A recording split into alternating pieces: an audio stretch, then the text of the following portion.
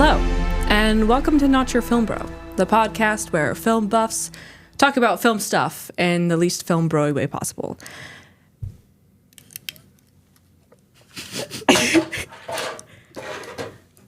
My name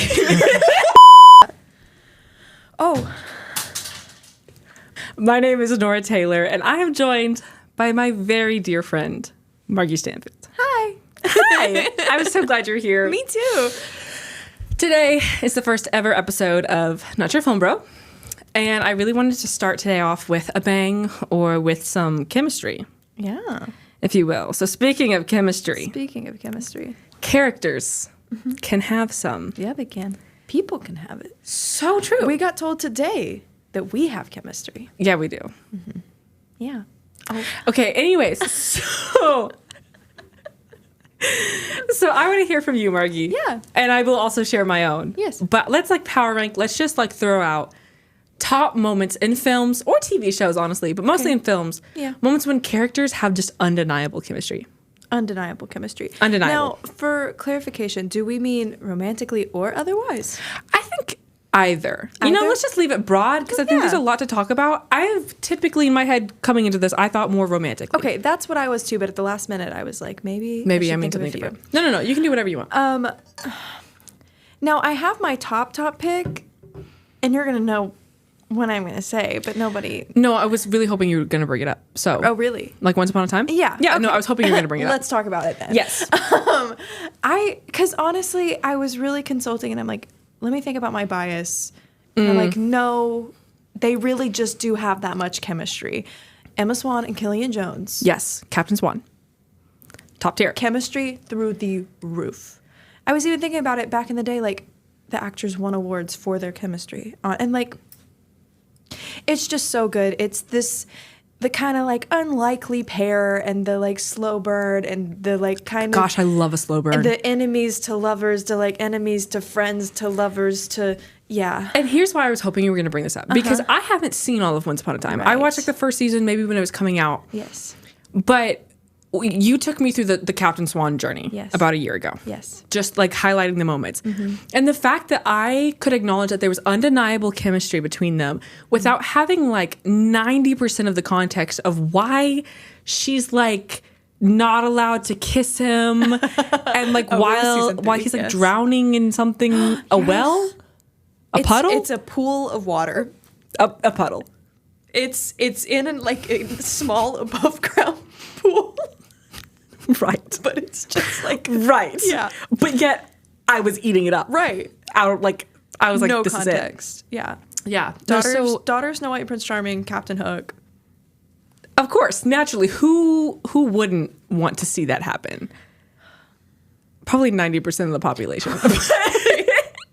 But it's okay. What do you think makes those two work? So you touched on the enemies to lovers, so you touched on the slow burn, but what about their chemistry, their tension just makes it work and makes it clock? I mean, I think that they see a lot of themselves in each other. I think that their stories are not quite the same, but they have a lot of things that they can relate to each other about as far as just past relationships, growing up, and just a lot of walls they've both built up and a lot of character development they've both had to do. And I think they see that in each other, and something about that is comforting to them. Sure. And I just think there's this mutual understanding and eventually it takes a while. It's a slow burn. Takes different times for each of them because one definitely falls before the other. Isn't there a line where what the evil queen's talking to her and she's like, what about the yearning and doting eyes? And she's like, I do not yearn. And she's like, but he does. Well, maybe, but he does. Oh Yeah, my he gosh, does. I can talk for so long, literally so long. But it's just there's a certain amount of respect there for each other once they observe a certain amount of life. No, you've met both of the actors. Yeah. Have you met them together? Were they No. together? Okay, because I was really curious if they have chemistry in real life. That was supposed to happen. Now, I did consume a lot of interview Correct. content Okay. of them. And they also do.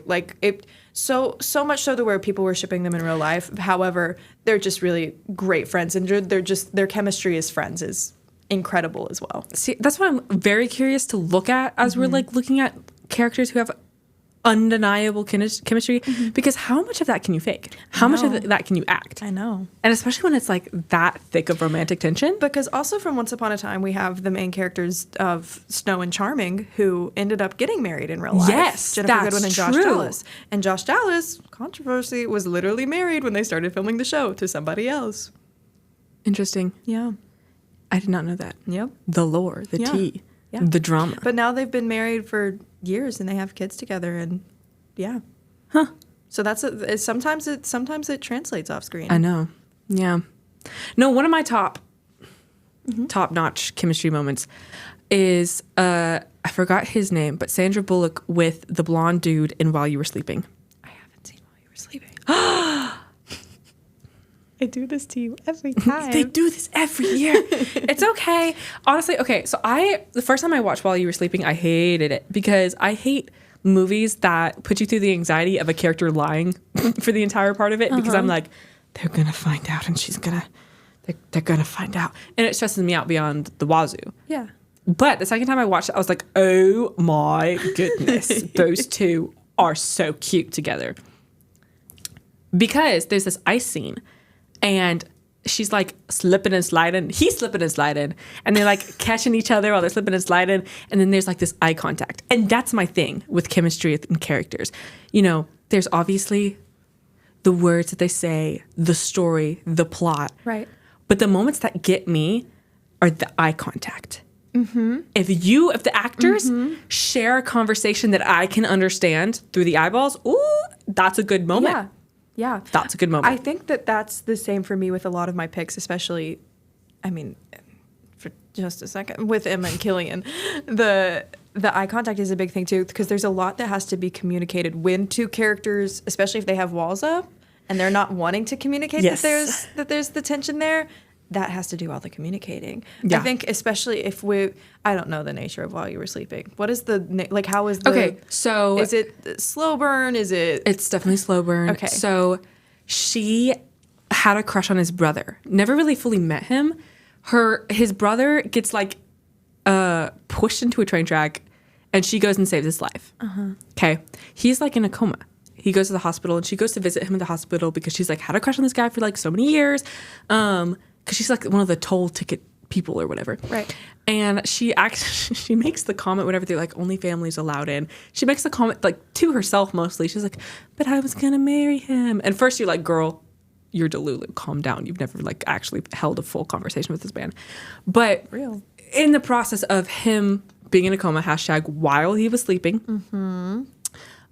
she meets his family. She falls in love with the family. That in of itself is just a very charming story. But she also meets his brother.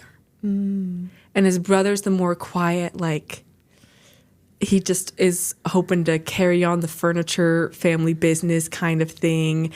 And he falls in love with her almost instantly. Oh, I love when the timelines don't match perfectly. It's okay, it's the trope where it's he fell first, but she fell harder. Yeah. Love those. Love those stories. So it's kind of like one of those, although he never really she doesn't really fall harder. She just finally catches up. Right.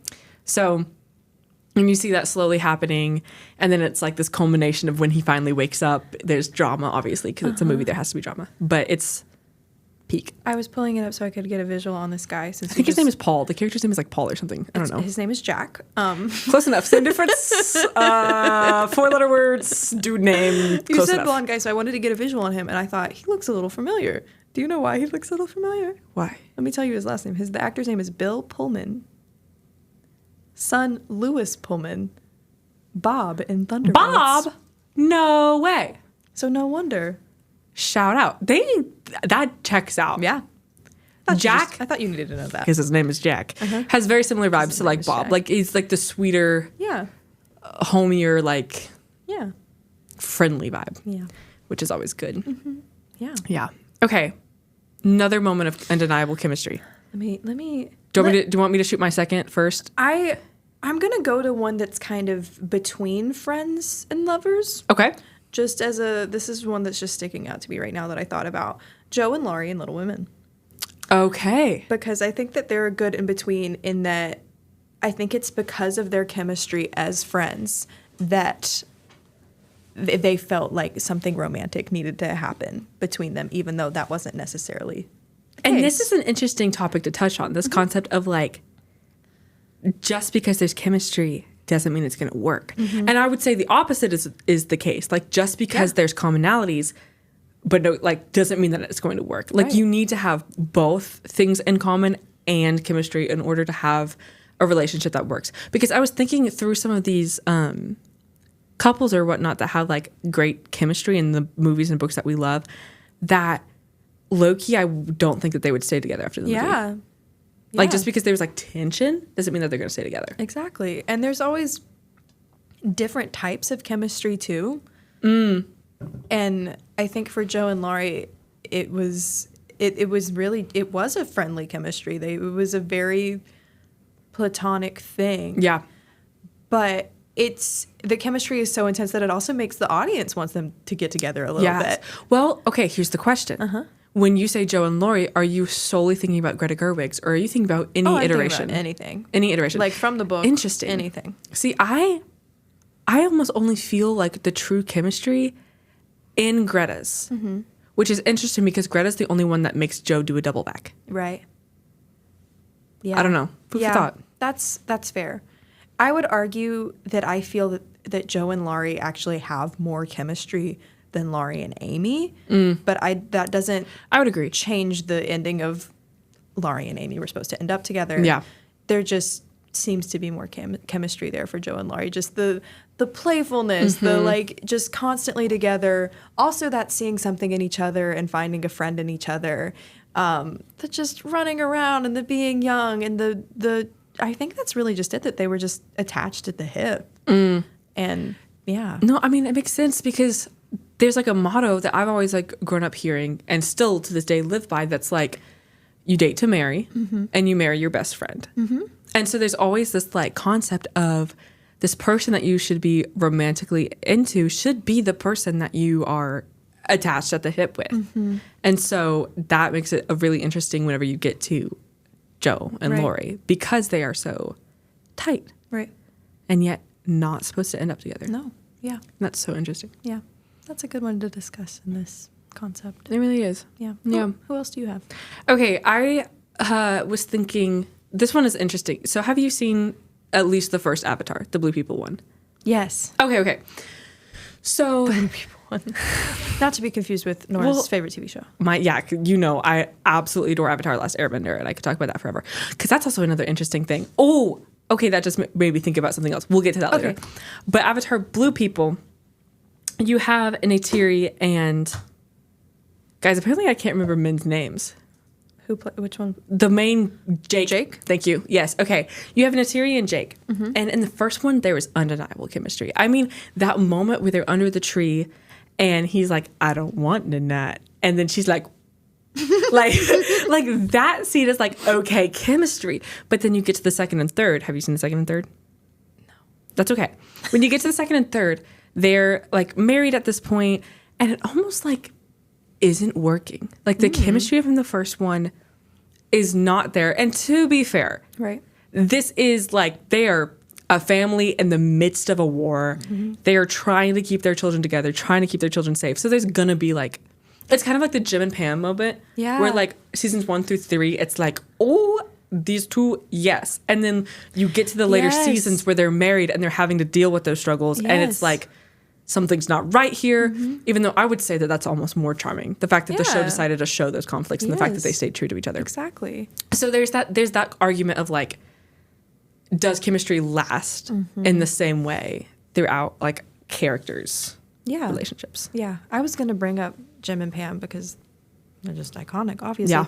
But that's a good point to bring up the latter half of what we see of their characters and how that relates to chemistry, because I feel like you don't see as much of that shown, and maybe it's because you just don't see the chemistry in those moments and they're not as fun to watch if you're not seeing the chemistry. But I think that it's more of a test to the chemistry if you show them getting through that. Yeah.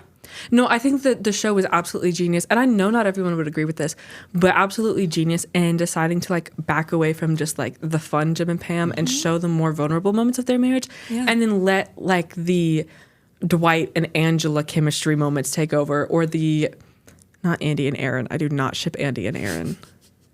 Absolutely not. Aaron and that one guy, Peter, at the end, though, that were basically like, Peter was like knockoff Walmart Jim. The like intern guy. Yeah. I forgot about him. I know, he was like super sweet. He was like just last season or whatever. Okay. But he and Aaron were so cute together. Wait, I forgot about this guy. I know, he was so cutie and so sweet. Pete. Good old Pete. She doesn't know men's names, guys. Guys, I don't know what it is. Please forgive me if you're a man. I probably know your name. Probably. Nah, I'm just kidding. Yeah. Usually I'm pretty good at that. Yeah, I remember this guy. Yeah. I remember this guy. Cute. Yeah. But yeah, so they let those little tiny relationships take over the moments of like, okay, we need to put fun chemistry sprinkled in here and let the show do both. Right. Which was always meant to do a multitude of things with the size of the cast that it had. Mm-hmm. Absolutely. Yeah. That's Okay. a good point. Number 3. 3? Yeah. 2? Yeah. Who? I don't know. Wait, no, yeah. Who do I want to mention? I threw lots on there. I've already said, I mean, my top one is really the main one that I think of. But I also had Jim and Pam on here. That kind of made me go down the sitcom train for a second. Which Sure, I'm go for also it. thinking Let's take this train. Have you seen Parks and Rec? For the most part, it was like one of my COVID run shows, and then I stopped right whenever Rob Lowe and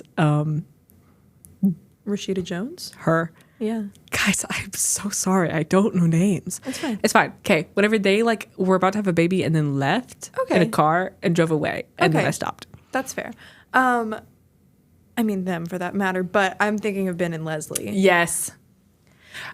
I think I relate to that like relationship on such a level that even though I don't have a relationship, I feel very much like Leslie Knope moments. Oh, wait, And I think I'm love going to need a that. Ben. You know what I'm saying? I love Ben. And I think that they're such a fun one to talk about chemistry with because they're not, I mean, with the sitcoms, it's not as serious as a situation. Right.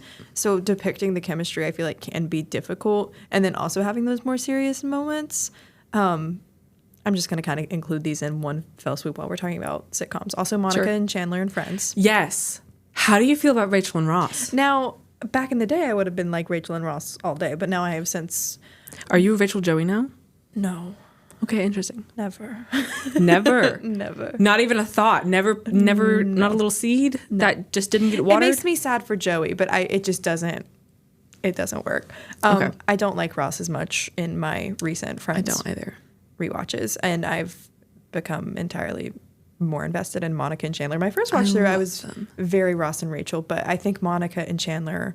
I mean, they both Ross and Rachel and Monica and Chandler have this kind of interesting setup of, the high school thing for Rachel and Ross. But I would argue Right. that the Monica and Chandler thing is almost more interesting because it was the friends to lovers. And it was like almost like the show didn't know it was going to happen, but also knew that it was going to happen the entire time. Yes. Because you have those little moments leading up in like the early seasons where she's like, I want a baby. Yes. And Chandler's like, you will.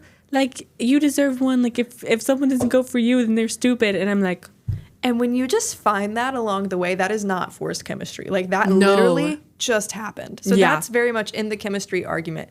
That was really just a ball that rolled until it was. like a full snowman. Yeah. Yeah. Thank you for finishing my thought. You're so I didn't welcome. know I was going to end that I sentence. got you. Yeah. Yeah. Yeah. Yeah. Okay, so I mentioned Avatar. Yes. The other one. Okay, now Avatar Last Airbender, because I didn't think about this, and this is such an interesting conversation to have in regards to characters having chemistry. Because you have your lead characters. You have Katara and Aang, Yes. and then you have Zuko. Yes. Okay, and it is one of the biggest controversies in the franchise. Is it a love triangle? No. Canonically, it is not. Okay. Canonically, Katara is never interested in Zuko. It is only like Fan shipping? Aang, yes. Okay. So Aang is interested in Katara from like day one. Yes. Okay. But he's literally 12. Right. So it doesn't happen until like, they don't get together until like the last episode of the series because they're children Yeah. and they're in war And they're not going to be trying to do that. Like, there's little moments throughout where they like Right. confess to each other, like school crushes or whatever. But 90% of the fan base is like, it should have been Zatara, meaning like Zuko and Katara, because they have more of the tension. And I think this brings up the conversation when we talk about chemistry, about tension versus chemistry. Yeah. Because Okay. like there's like chemistry, which is like, okay, we get along, we converse really, really well, we fit. And then there's tension, which is more like angst. And like Yeah. you feel that emotion where you like, oh, something needs to happen. There's just a spark. But some of it is like more based in anger or Yeah. negative emotions, which is kind of like the whole enemies to lovers trope. Yeah. So, which basically, if Katara were to ever be with Zuko, that's what it would be. Because they like hated each other. Because it's like the water and the fire. Yeah. Anyways, so I know you haven't seen it, so you can't really fully. No, but I'm picturing it. I Yeah. can see how that would happen. That the kind of thing I feel happens with any show that has a dedicated fan base is ships get made that are not actual ships, and then there's shipping wars, and it's a whole bad. thing. Yeah, I go back and forth. Ultimately, though, I am, for those wondering, I'm on Aang's side. Yeah. Because I think the just angsty tension, it'll only last so long. Yeah, and that's so true. If it can't turn in, if there's no potential for it to turn into something else, if there's not something, if there's not another motivator to that angst, What's the point? yeah, it's not gonna prosper. Yeah. Yeah. Okay, I have another one locked and loaded unless you have Go another ahead. one. Okay. This is less of two characters. This is more of just a character who is just like exudes chemistry. And that is Black Widow. Yes, I'm so glad you brought this up. Thank you. This is a good point. Because this is another one where it's like the fans. Because this woman Yeah. has chemistry with like every single member on the Avengers. Yeah. There's people who ship her with Captain America. There's people who ship her with the Winter Soldier. There's people who ship her with, obviously, she has the whole thing with Bruce in Age of Ultron. Yeah. Which, uncommon opinion, I was here for. Yeah. And this is why we're friends. Everybody seems to be like, let's ship her with anybody but Bruce. When they like, and it was the same thing that you've been talking about, where like they have both had similar, just like having to work through things and like grow through those things. And she's the one that can calm him down. And I'm sorry, but I'm a sucker for that trope. Yeah. I'm such a sucker for like the sunshine grumpy Yeah. trope. Sun's going down. Sun's getting real low. Sun's getting real low. I love when Thor tries to It's so recreate funny. that with Thor's getting low.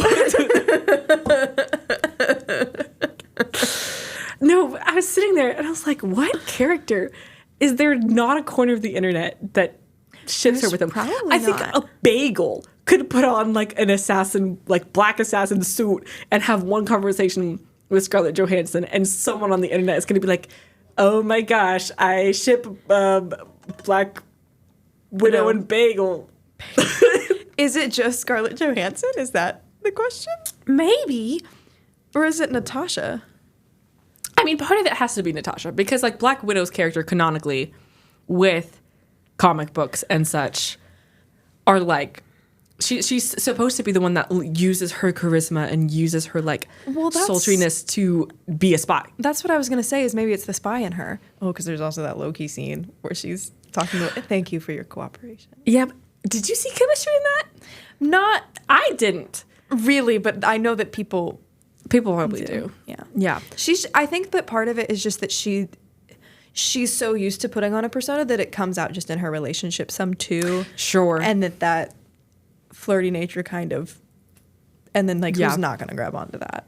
Which I'm kind of glad that like that aspect of her character is still there, because I feel like throughout the rest of like kind of the franchise, they forget the whole point of Black Widow being this like super spy that is really, really intelligent and gifted in that sense, because obviously there's always going to be the people that are like, it's sexist for her to try to use her sexiness to be a good spy. And I'm like, yes, but you eat up that scene at the beginning of the original Avengers every time, and I know it, and you should, because it's bad, but sorry, it is.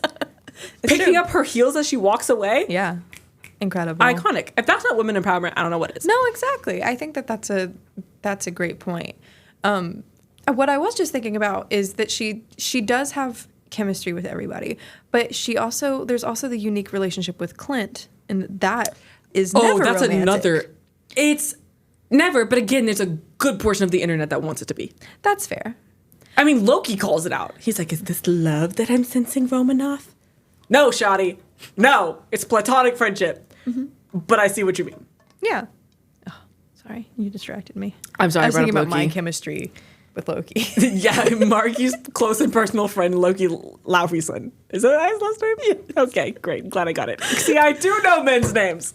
Just Loki's. This is my Olympics. Just Loki's life. Wow. Yeah. Maybe I kind of want to transition. I don't know. Go for it. Let me throw out a couple of others that I won't elaborate much on, and then we'll I was going to mention Luke and Lorelai from Gilmore Girls. Oh, okay, interesting. I think there's a lot in Gilmore Girls that you can talk about in this topic. To a certain point. Right. And then it's just like a little. But like, again, that's also maybe I just like slow burns and the will they, won't they. And I think that's completely valid. Because I think the chemistry builds in those moments. All of the tropes and all of the chemistry, that is the most realistic. I think that's what it is. Because in real life, it is rare to just find someone that you just go up to, find hot, and say, hey, let's give this a shot. Yeah. It is a lot more common to have a very close friend that you have for a long period of time that you slowly but surely like acknowledge that there's more than just platonic chemistry with them, that you then decide to go and give it a shot. Yeah. So I think that's probably why we are so much more drawn to the chemistries that are more slow burn. Because it feels attainable. Yeah. Yeah. I think that's what it is. I think that's it. Yeah. I would, because that seems to be the theme with most of my top ones. I was also going to bring up, just in general, just because I feel like there's such a good bar to discuss for love stories, is just Disney princess films, princess and prince dynamics. Yes. Now, I wouldn't say that all of them have the strongest chemistry, but I would say that some do. Do you have thoughts on this? I think I do. So when it comes to the Disney princesses and their princes, I think some of the earliest ones have slightly worse chemistry. They had a really, really, really sweet spot from like Beauty and the Beast until Tangled. Yes. And then it fell off again. Yes. Because I think in the beginning, it was less about romance and more about whimsy. Yes. Then I think that time period was, okay, the golden era was like, okay, let's acknowledge these human emotions, which is we want love, we want connection, we crave that. Yeah. Then from one point they realized we've been telling the story about women needing to find their prince for too long. Now we need to move into our women empowerment era, which is like fine. There is a problem with saying to every girl that the point of your life is to go find your Prince Charming. Yeah. But also, I don't like that now it's only ever. Yeah. You don't need no man. Because in the earlier ones, there's a lot of both, too. Exactly. And there's even some where, like, the girl's saving the guy. Like, Disney's done both. They have. Yeah. And so I think people forget that because I think people like to be upset. You're so right. They'll just find whatever they can to get up in arms about, and they'll get up in arms about it. I think you hit the nail on the head on that, like, range, because I think Belle and Beast, Ariel and Eric, Flynn and Rapunzel, Anna and Kristoff are pretty good. Yeah. Yeah, they're pretty good. So I guess Frozen was after Tangled, wasn't it? So we should extend that. Extend it to... Frozen's the deadline. Yeah. Yeah. I agree. Okay, good word. Good word. Yeah, okay. I had another thought, and this is less of chemistry, and this is more of just straight aura. Aura. John Wick. Okay, now bear with me, because this feels way out of left field. Okay, and now I also have not seen any John Wick. Yes. Okay. Let me try to convince you to watch it with this. Okay. Okay, so John Wick exudes aura. Right. Bro can kill people with a pencil. Oh. Bro's the Baba Yaga. He's the one you call to kill the boogeyman, right? He is like an example of a character who has chemistry with absolutely nothing. And I love it. Oh. Like the very beginning, he has his wife that dies. And you're like, I'm distraught. And then he just goes on a rampage for 4 movies. And you think eventually one day he's going to find someone. There's so many women in this series. And you're like, maybe John Wick's going to fall in love. No. It's just a 4-movie series of a man going on a rampage for his lost chemistry, his lost love. Wow. And I'm so here for that. Yeah. Because sometimes I do just want to watch a movie that's like an hour and a half of a man walking really, really cool and shooting people up because he misses his wife. Yeah. Talk about yearning. Yes. That's a man who yearns. Yearning. We like yearning here at Not Your Film Bro. Men who yearn. I just realized that my artwork is gone. As soon as you said Not Your Film Bro and looked over, I was like, I hope it's still up there. You know, scenery, scenic. Anyways, the world goes on. Life's okay. I thought that was going to happen too. I set my screen to never changing. Never. Never. I said for never. For never. It lied. Okay. Any last thoughts, Margee? I don't think so. I mean, we talked romantic. I mean, I would throw out there for Friends vibes, like Sam and Frodo, Sherlock and Watson. Oh, Sherlock and Watson is good platonic. Yeah. Although, of course, people that it I gets get. shipped Here's the non-platonic. thing. I mean, I get I think any combination of characters, you're going to find a corner of the internet that ships them. Yeah. Even to the point where it's cross-platforms. I've That's what I started was to gonna see say. TikToks where they're like, this is my list of characters I ship cross-platforms. And it's like shipping someone from Blue Beetle Avatar with someone from Lord of the Rings. Yeah. I remember back in the day, people were shipping Elsa and Jack Frost. Oh my gosh. This has been going on for a long time. It has been going on for a long People time. are like, put them together. yes. That's literally what happens with anything. But yeah. we And just you know want- we yearn for the chemistry. We yearn for the chemistry. Yeah. And that's a good word. Yeah. It's okay to enjoy the good things. Right. So We all don't right. have to yearn for chemistry because we have chemistry. Good word. Yeah. All right. Thank you guys so much for listening to Not Your Film Bro, and to have a wonderful day. Bye, guys.